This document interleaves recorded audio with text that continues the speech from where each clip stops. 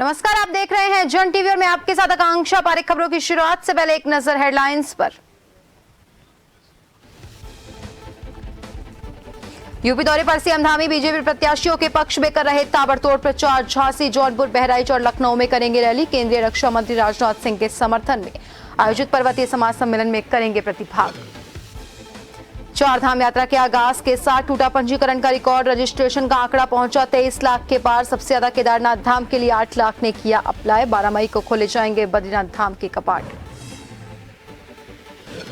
देहरादून नगर निगम अतिक्रमणकारियों पर एक्शन की तैयारी। रिस्पना के किनारे स्थित 27 बस्तियों में सरकारी भूमि पर बने अवैध 525 मकान किए चिन्हित। स्वयं अतिक्रमण हटाने का 15 मई तक का अल्टीमेटम नहीं होगी ध्वस्तीकरण की कार्रवाई।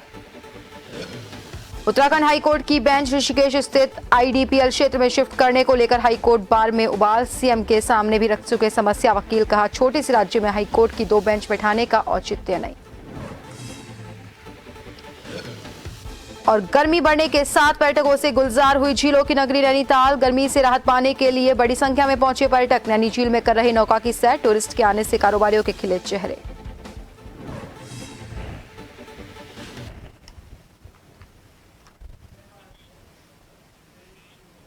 और अब खबरें विस्तार से। मुख्यमंत्री पुष्कर सिंह धामी का यूपी दौरा आज है। यूपी में बीजेपी प्रत्याशियों के पक्ष में वो ताबड़तोड़ प्रचार करेंगे। झांसी में आयोजित युवा सम्मेलन में प्रतिभाग करेंगे। लोकसभा प्रत्याशी अनुराग शर्मा के समर्थन में ये सम्मेलन होगा। बता दें, दोपहर 1:30 बजे मुख्यमंत्री धामी जौनपुर पहुंचेंगे। लोकसभा प्रत्याशी कृपाशंकर सिंह के समर्थन में आयोजित युवा सम्मेलन में प्रतिभाग करेंगे। वहीं दोपहर 3:30 बजे मुख्यमंत्री धामी बहराइच पहुंचेंगे। लोकसभा प्रत्याशी आनंद कुमार गौड़ के समर्थन में आयोजित रोड शो में वो प्रतिभाग करेंगे। शाम 6 बजे सीएम धामी लखनऊ पहुंचेंगे, जहां केंद्रीय रक्षा मंत्री राजनाथ सिंह के समर्थन में आयोजित पर्वतीय समाज सम्मेलन में प्रतिभाग करेंगे। शाम 7:30 बजे सीएम धामी गोमती नगर लखनऊ पहुंचेंगे, जहां केंद्रीय रक्षा मंत्री राजनाथ सिंह के समर्थन में आयोजित पर्वतीय समाज की बैठक में प्रतिभाग करेंगे।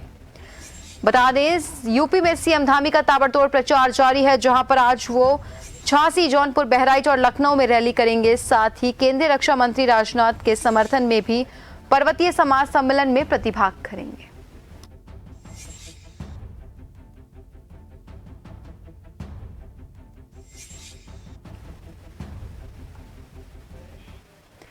शुक्रवार को उत्तराखंड के मुख्यमंत्री पुष्कर सिंह धामी ने उत्तर प्रदेश के श्रावस्ती लोकसभा क्षेत्र से भाजपा प्रत्याशी साकेत मिश्रा के समर्थन में युवा सम्मेलन को संबोधित कर युवा शक्ति से भाजपा के पक्ष में मतदान करने की अपील की। सीएम धामी ने कहा कि उत्तराखंड में 4 धाम यात्रा का शुभारंभ हो गया है। साथ ही श्रावस्ती क्षेत्र भाजपा की विचारधारा का बड़ा गढ़ है। अटल बिहारी वाजपेयी की श्रावस्ती कर्मभूमि रही है। उन्होंने कहा, देश के विकास में नौजवानों का अहम योगदान होता है। मुख्यमंत्री ने जनता से संसदीय क्षेत्र श्रावस्ती से बीजेपी प्रत्याशी साकेत मिश्रा को विजय बनाकर पीएम को तीसरी बार देश का प्रधानमंत्री बनाने में अपना योगदान देने की बात कही।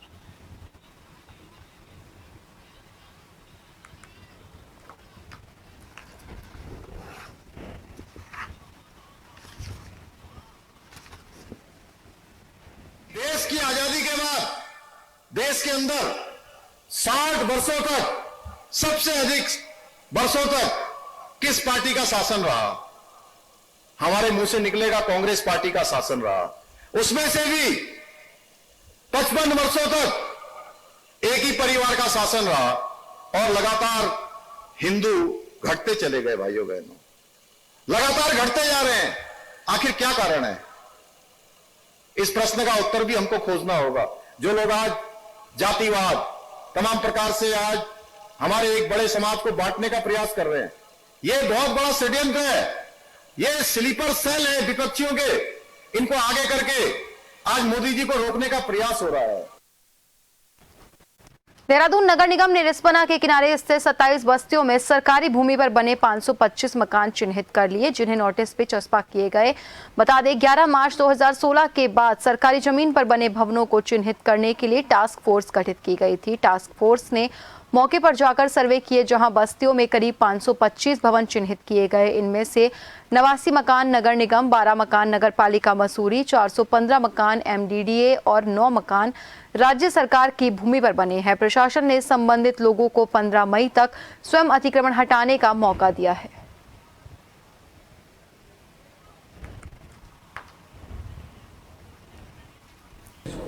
स्टेट ऑफ उत्तराखंड मैटर में जो माननीय एनजीटी के निर्देश थे, जिसके क्रम में हमको रिवर बॉडी से एनक्रोचमेंट रिमूव करना था, तत्क्रम में टास्क फोर्स बनाई गई थी और उसके द्वारा सर्वे किया गया था। अभी उसमें रिस्पना वाला सर्वे टीम के द्वारा किया गया है, उसकी रिपोर्ट मुझे कल शाम प्राप्त हो गई है।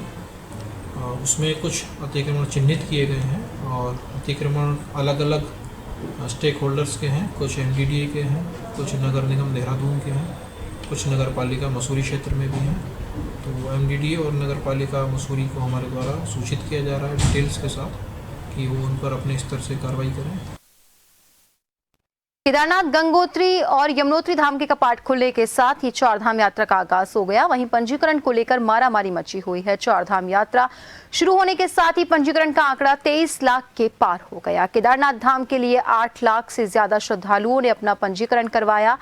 पर्यटन विभाग की ओर से जारी जानकारी के मुताबिक शुक्रवार शाम 4 बजे तक चारधाम यात्रा के लिए 23,57,393 पंजीकरण हुए थे। इनमें केदारनाथ के लिए सबसे ज्यादा 8,07,090, बद्रीनाथ धाम के लिए 7,10,192, यमुनोत्री के लिए 3,68,302 और गंगोत्री के लिए 4,21,205 पंजीकरण शामिल हैं।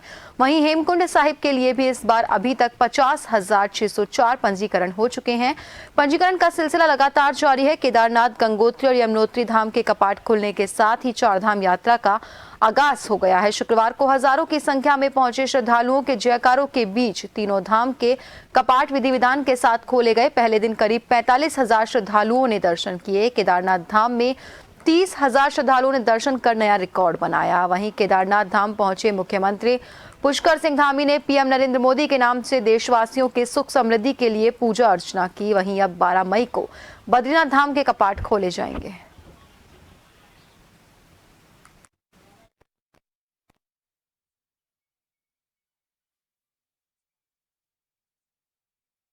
केदारनाथ, गंगोत्री और यमुनोत्री धाम के कपाट खुलने के साथ ही चारधाम यात्रा का आगाज हो चुका है। वहीं इस दौरान सबसे ज्यादा लोगों ने केदारनाथ धाम के लिए अप्लाई किया है। तकरीबन 8 लाख लोगों ने केदारनाथ के लिए अपना रजिस्ट्रेशन करवाया है और पंजीकरण को लेकर लगातार मारामारी बची हुई है। चारधाम यात्रा शुरू हुए सिर्फ एक दिन हुआ है और रजिस्ट्रेशन 23 लाख के पार हो गए हैं। केदारनाथ धाम के लिए 8 लाख से ज्यादा श्रद्धालुओं ने अपना पंजीकरण करवाया है। पर्यटन विभाग की ओर से जारी आंकड़ों के मुताबिक शुक्रवार शाम 4 बजे तक 23,57,393 रजिस्ट्रेशन हो चुके हैं।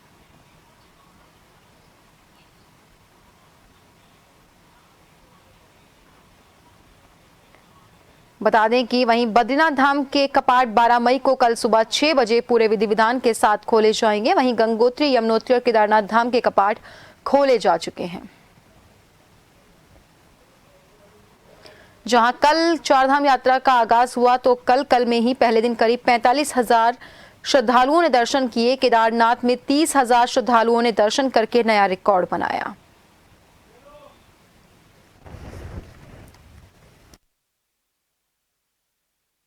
और खबर की ज्यादा जानकारी के लिए हमारे साथ उत्तराखंड के ब्यूरो चीफ एसएन पंत सीधा हमारे साथ फोन लाइन पर देहरादून से जुड़ चुके हैं। एसएन पंत सर, चारधाम यात्रा का आगाज हो चुका है, ऐसे में रजिस्ट्रेशन की मारामारी बची हुई है और बहुत जल्दी ही 23 लाख के पार रजिस्ट्रेशन हो चुके हैं। तो ऐसे में प्रशासन को इतने लोगों की व्यवस्था करने के लिए किस तरह से चुनौतियों का सामना करना पड़ेगा? वहीं बात करें अगर चारधाम यात्रा के उत्साह की, तो कैसा उत्साह बना हुआ है? बिल्कुल आकांक्षा, आपको बताना चाहूंगा उत्तराखंड में चारधाम यात्रा का शुभारंभ हो चुका है और गजब का उत्साह पूरे देश भर से देखा जा रहा है। तमाम अलग अलग राज्यों से श्रद्धालु उत्तराखंड पहुंच रहे हैं। सबसे बड़ी बात है कि उत्तराखंड में केदारधाम के अलावा गंगोत्री और यमुनोत्री के कपाट खुल चुके हैं। यानी कल ब्रह्म मुहूर्त में सुबह 6 बजे बद्रीनाथ के कपाट खुल जाएंगे। तो चारधाम की यात्रा संपूर्ण रूप से सुखद और सरल हो जाएगी। इसके मद्देनजर उत्तराखंड में तमाम जो धार्मिक यात्रा के लिए जो लोग आना चाहते हैं वो उत्तराखंड में आ रहे हैं। लेकिन जो 23 लाख से भी ज्यादा के रजिस्ट्रेशन अभी तक हो चुके हैं, उसके मद्देनजर सरकार के सामने चुनौतियां भी लगातार बढ़ती चली जा रही है, क्योंकि लोग जिस तादाद में आ रहे हैं उससे उनको नियंत्रित करना काफी मुश्किल हो रहा है। इसके लिए ऋषिकेश जो प्रवेश द्वार है और हरिद्वार जो प्रवेश द्वार है, वहां पर भी अलग अलग स्टॉल और अलग अलग टेबल और काउंटर लगा करके चारधाम यात्रा का जो ऑफलाइन रजिस्ट्रेशन है उसको शुरू करा दिया गया है। आपने देखा होगा कि केदारधाम के कपाट खुलने यानी जिस तरीके से केदारनाथ और गंगोत्री और यमुनोत्री के कपाट खुले, उससे पहले ऋषिकेश से 4000 गाड़ियों के जत्थे को उत्तराखंड सरकार के मंत्री ने बकायदा हरी झंडी देकर के रवाना किया। और जो जत्थे के जत्थे लोगों के जा रहे हैं वो चारधाम यात्रा के लिए जा रहे हैं। कुछ लोग जिस तरीके से चारधाम यात्रा का सफर कर रहे हैं, उसके मद्देनजर राज्य सरकार ने तमाम व्यवस्थाएं की हुई है। किसी के लोगों को जागरूकता कार्यक्रम के जरिए बताया जा रहा है कि आप गर्म कपड़ों को साथ में लेकर के जाएं और साथ ही साथ अपने मेडिकल किट को भी साथ में लेकर के जाएं, छाता या बरसाती को साथ में लेकर के जाएं। अगर आप ऐसी स्थान पे जा रहे हैं जहां पर आप पॉल्यूशन न करें या फिर प्लास्टिक की चीजों का इस्तेमाल न करें, तो वहां पर लोगों को मनाही की गई है। इसके अलावा जो पैदल या ट्रैकिंग के रास्ते जाना चाहते हैं, उनको भी कहा गया है कि चारों धामों में जाने के लिए या लोगों को या भीड़ को नियंत्रित करने के लिए राज्य सरकार ने आंकड़ों को फिक्स कर दिया है कि उतनी ही तादाद में चारधाम यात्रा में जाने वाले यात्रियों को धाम के दर्शन कराने की इजाजत दी जाएगी।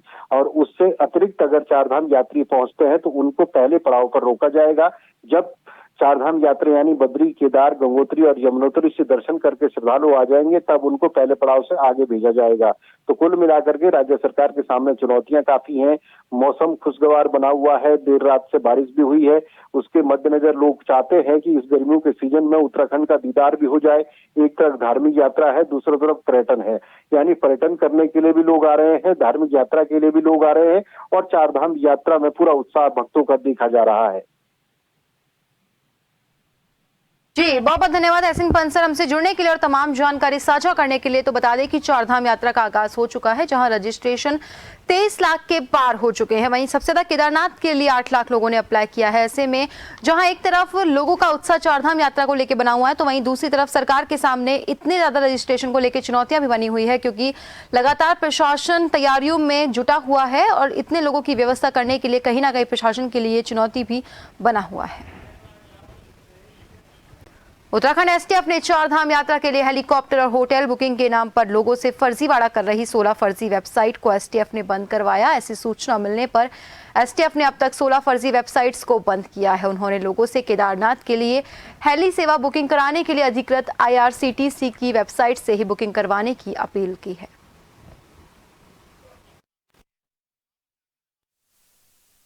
चारधाम यात्रा के दौरान हेली टिकट बुकिंग के नाम पर या होटल बुकिंग के नाम पर कुछ लोगों के साथ में साइबर फ्रॉड हो जाता है।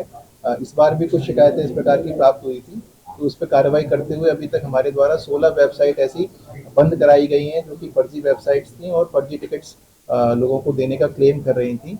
इसके साथ ही कई सारे फेसबुक पर या इंस्टाग्राम पर भी एडवर्टीजमेंट मिल जाते हैं जहाँ पर कि वो लोग क्लेम करते हैं कि वो केदारनाथ धाम के लिए हेली टिकट देंगे। तो ऐसे सभी लिंक्स पर भी हमारे द्वारा कार्रवाई की जा रही है और मैं सभी लोगों से अपील करना चाहूँगा कि IRCTC के माध्यम से ही केदारनाथ के लिए हेली सर्विसेज की बुकिंग की जाती है। तो सभी लोग अलर्ट रहें, कोई भी गूगल पर इस प्रकार का नंबर या वेबसाइट सर्च ना करें जहाँ से कि आपको चारधाम की टिकट मिलने की उम्मीद हो।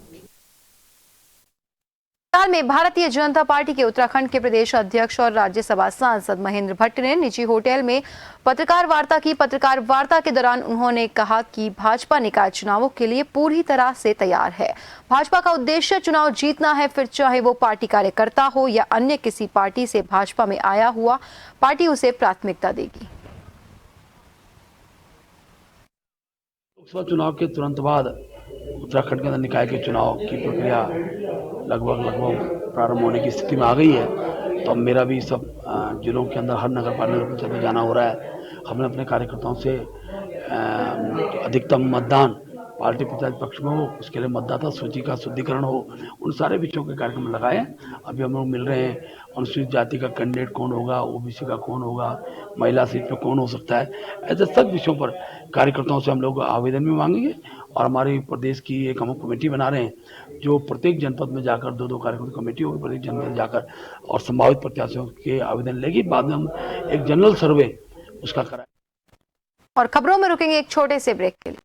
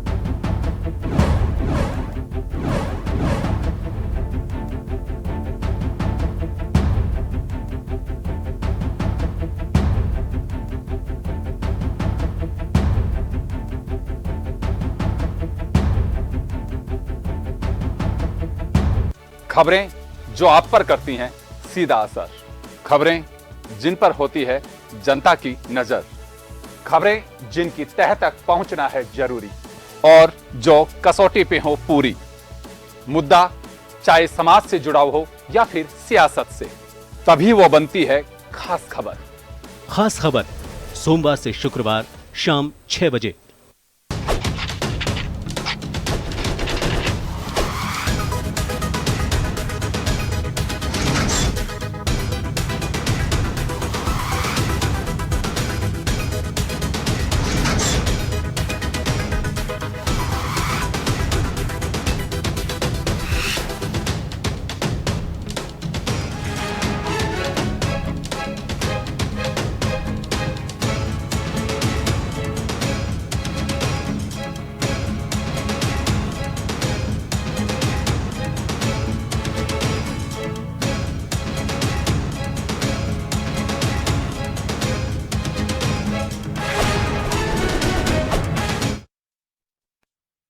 और अब आपको सीधा ले चलते हैं ओडिशा के कंधमाल, जहां पर पीएम नरेंद्र मोदी एक जनसभा को संबोधित कर रहे हैं।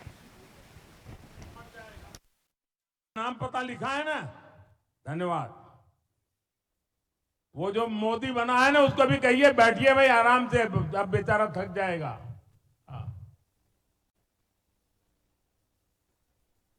साथियों, रामलला जी आज पूरे देश को आशीर्वाद दे रहे हैं। हमें तो दो फायदा है। एक तरफ भगवान जगन्नाथ जी के आशीर्वाद और दूसरी तरफ रामलला जी के आशीर्वाद। साथियों, यहां राज्य भाजपा भी ओडिया भाषा, ओडिया संस्कृति के प्रति समर्पित है। ऐसा कोई बेटा या बेटी जो उड़ीसा की मिट्टी से निकला हो, यहां की संस्कृति को समझता है, भाजपा का यहां का मुख्यमंत्री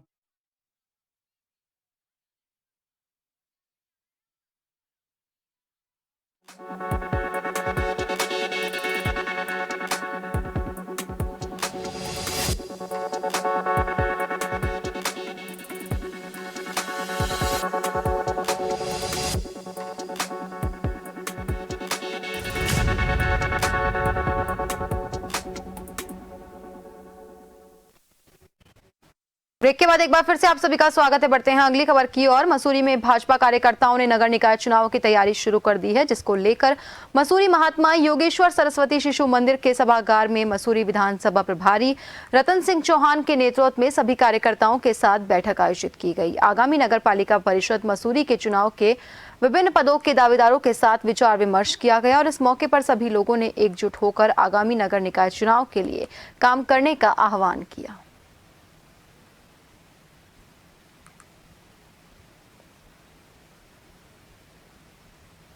निश्चित ही जो आगामी निकाय चुनाव होने हैं उसके संदर्भ में यहाँ पर पार्टी की बैठक बुलाई गई है और जो वार्डों से दावेदार हैं उनके नाम मांगे गए हैं। साथ ही साथ जो कार्यकर्ता हैं उनके सुझाव भी यहाँ पे सुझाव लिए गए हैं, ताकि जो है यदि कहीं पर किसी का कोई सुझाव है जो पार्टी हित में है तो निश्चित ही उसको जो है मंडल जो है अपना जो है संज्ञान लेगा और जो भी दावेदारी यहाँ पे पेश करेगा उसको जो है जिला अध्यक्ष के माध्यम से जो है प्रदेश को भेजा जाएगा।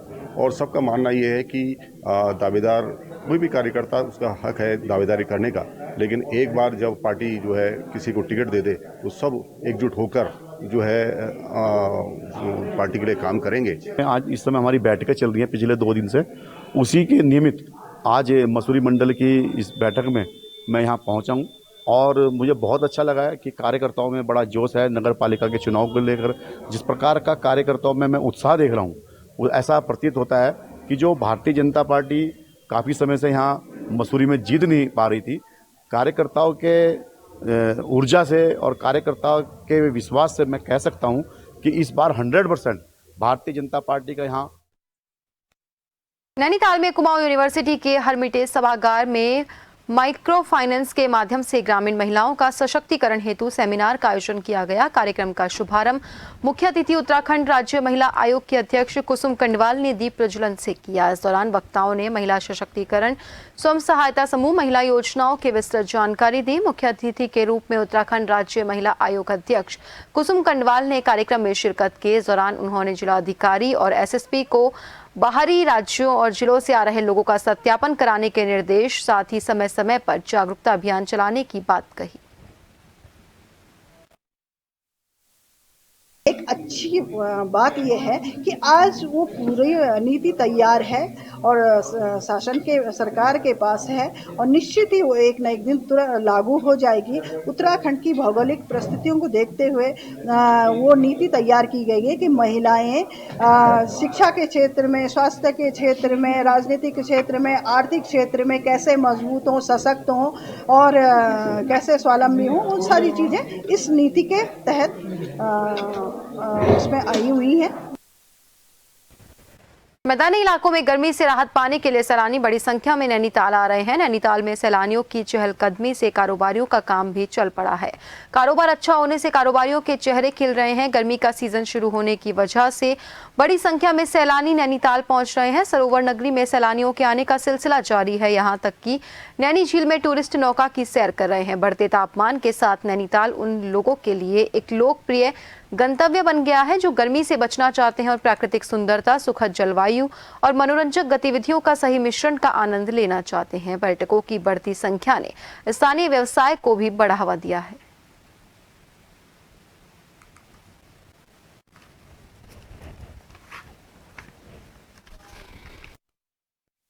बहुत जमीन आसमान का अंतर है मुंबई के मौसम में और यहाँ के मौसम में। यहाँ के स्पेशली बहुत ज्यादा अच्छा लग रहा है।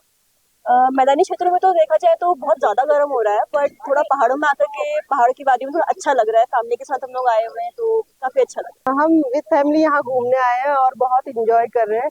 बाहर इतनी गर्मी है, दिल्ली वगैरह बाहर रोज न्यूज में सुन रहे हैं और हमारा खुद इतना बुरा हाल था दिल्ली में गर्मी से। अब यहाँ पे इतना इंजॉय कर रहे हैं। तो थोड़ा सा जब से नीचे गर्मी ज्यादा होने लग गई तब से पर्यटक सारे नैनीताल में आने लग गए हैं। इस समय से हमारा रोजगार जो है ठीक चल रहा है। बोट वालों का भी जो है आमदनी ठीक ही हो रही है, अपना जो भी है। और नैनीताल में यह ज्यादा पर्यटक आने लग गया है, तो ज्यादा ऊपर पहाड़ी क्षेत्र। इन दिनों देश के अलग अलग हिस्सों में चुनावी सरगर्मियां तेज है। ऐसे में एक जनसभा के दौरान पीएम नरेंद्र मोदी ने अंबानी और अडानी का जिक्र करते हुए कांग्रेस को आड़े हाथों में लिया था, जिसको लेकर कांग्रेस प्रदेश अध्यक्ष करण माहरा ने जवाब में पीएम मोदी पर पलटवार किया। कांग्रेस प्रदेश अध्यक्ष करण माहरा ने कहा कि अडानी अंबानी को कांग्रेस के साथ जोड़ना ये पीएम मोदी की बौखलाहट को दर्शाता है।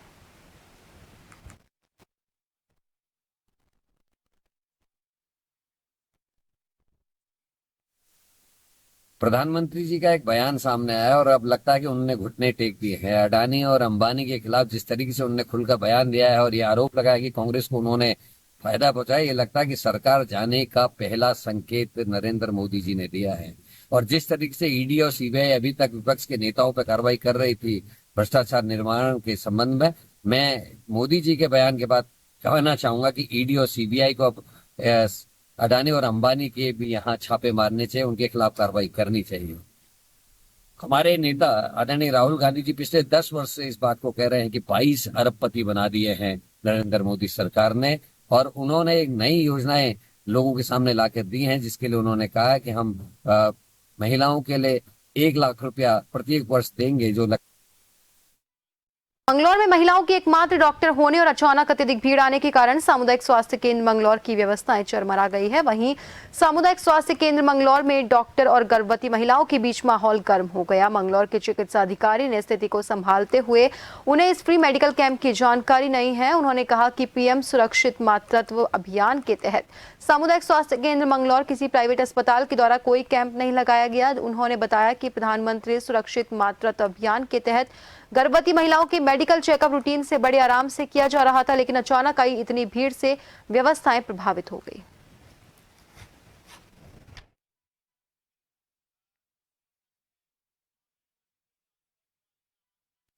प्रधानमंत्री सुरक्षित मातृत्व अभियान है जो हर महीने की 9 तारीख को हर CHC PHC पे मनाया जाता है, जिसमें क्या होता है कि हाई रिस्क प्रेगनेंसी को हम ढूंढकर उनका और अच्छा इलाज करते हैं और जिनको ज़रूरत होती है उनको हायर सेंटर रेफ़र करते हैं।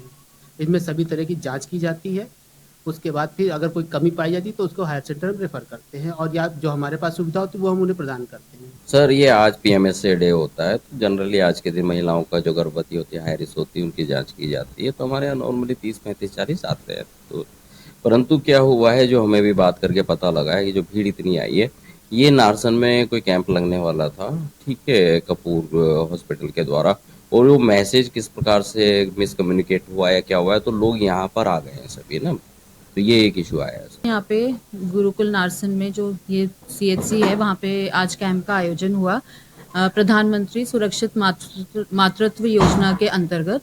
इसमें हमने यहाँ पे गर्भवती महिलाओं को देखा, यहाँ पे कुछ हाई रिस्क प्रेगनेंसी, जैसे जिनके पहले ऑपरेशन द्वारा डिलीवरी हुई है, जिनके खून कम है, उन सबको हमने आज अपनी सरकारी सुविधाएं उपलब्ध कराई गई और उनकी जांच करी गई। यहाँ पे आज हमारे पास यहाँ पे 98 प्रेग्नेंट औरतों का रजिस्ट्रेशन हुआ है।